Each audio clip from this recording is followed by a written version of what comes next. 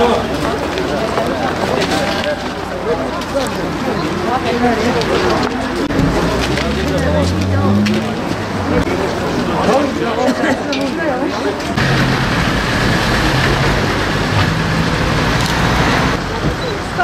hadi edin, görün Salih, tamam.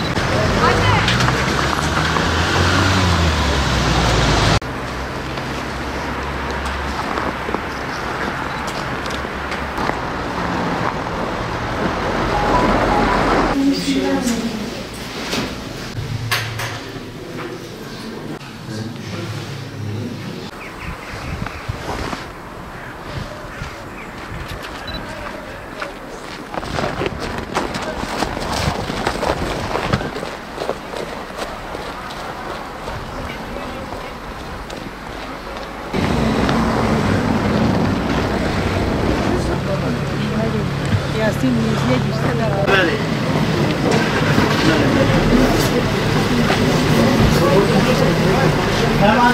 Hoş geldiniz çocuklar. Kızlar üst kata çıkıyor.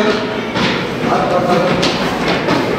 Kızlar üst kata, erkekler bu tarafa, sol tarafa. Şeyi dağıtacağım. Başlarında gelirsek çok güzel olur. Bir kare boşluk mu bırakacağız? Cep telefonunda bir kare boşluk yok. Cep nerede? Kimliğini çıkart teyze. Teyzenin 2011. 2011. Tamam mı? Hatta benden kaç yaş? Bunun kodunu boş bırakıyorsunuz.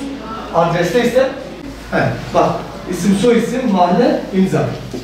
Hepsini biliyorsunuz. Şu işe alayım.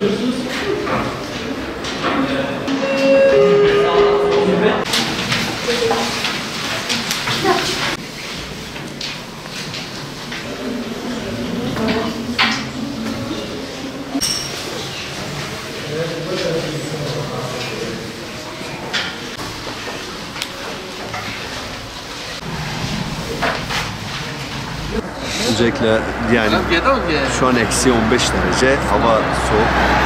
Aslında bu soğuğa rağmen hamdolsun böyle akın yarışmacılar katıldı. Çok ciddi bir ilgi var. Yani bu soğuk havaya rağmen hamdolsun katılımcıların hemen %90 diyebiliriz. Sınava geldiler, katıldılar. Tabii öncelikle çok ciddi bir belki 5 aylık bir çalışmanın sonucundaydı. Neticesinde bu iş gerçekleşti. Gerekse okulları gezmek, gerekse Milli Eğitim'in bu işte bulunduğu yapması. Aynı zamanda belediyenin, Ağrı Belediyesi'nin işte billboardları asmamıza yardımcı olması, reklamlardaki katkısı, müftülüğümüzün camilere asmış olduğumuz afişlere duyurusu vesaire. Bunun gibi birçok çalışma tabii. Neticesinde hamdolsun bugün binlerce kişi sınava girdi. Soğuk havaya rağmen tabii. Şükürler olsun şu an her şey yolunda gidiyor. Şu an hepsi bir sıkıntısız bir şekilde 3 okulda gerçekleştiriyoruz bu sınavı. Tabii bu öncelikle şunu söylüyoruz, diyoruz kaybedeni olmayan bir sınav. Aslında öğrencilerimizin birçoğu belki hediye için hediye alacakları için böyle ciddi bir şekilde çalıştılar, hazırlandılar ama neticede baktığınız zaman kaybedeni olmayan bir sınavdır. Sonuçta Allah Resulü Aleyhisselam'ın hayatını asıl olan da budur. Bizim de amacımız bu. Peygamber Efendimiz'in hayatını öğrenmemizi.